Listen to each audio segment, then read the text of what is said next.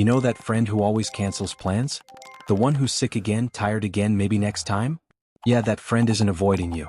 They're protecting something. If you're someone who genuinely gets more excited about a Friday night in pajamas than a Friday night out, welcome. You're about to feel very seen. And today we're breaking down the psychology of people who love staying at home, the ones society calls boring but science calls something else entirely. Here's the thing. Extroverts recharge by being around people. Their energy comes from the noise, the movement, the chaos. But introverts and people who prefer solitude recharge in stillness. Every social interaction, even a fun one, slowly drains their battery.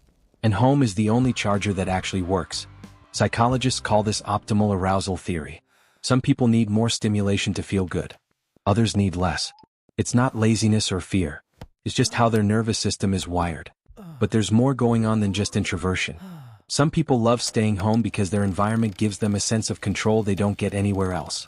Out there, the world is unpredictable, loud strangers, last-minute changes, small talk with people who don't care about your answer.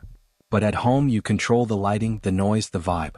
For people with anxiety or high sensitivity, that control isn't a luxury. It's survival. Here's something wild.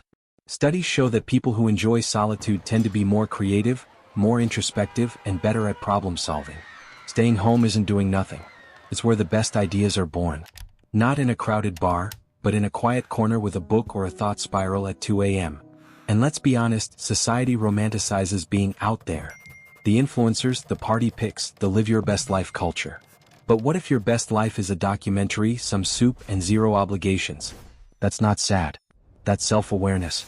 Now, some people stay home for a darker reason. Social anxiety, past trauma, depression that quietly whispers, "What's the point?" And for them, home becomes both a refuge and a cage. So it's important to ask yourself, do you stay home because it fills you up or because leaving feels too heavy? Because one is peace, the other is hiding. But for those who truly love staying home, they're not missing out. They're just living differently. They find joy in small rituals, the morning coffee routine, the favorite spot on the couch, the way the light hits the room at sunset. Things most people rush past. Hit subscribe if you think you're this type. Psychologists call this low stimulation preference. These people don't need the world to entertain them. Their inner world is rich enough. So if you're someone who turns down invitations without guilt, who feels genuinely happy on a solo Saturday, who'd rather rewatch your comfort show than make memories, you're not broken. You're just wired for depth over noise, for peace over performance. Tell me, do you prefer staying home or do you think we're all just making excuses?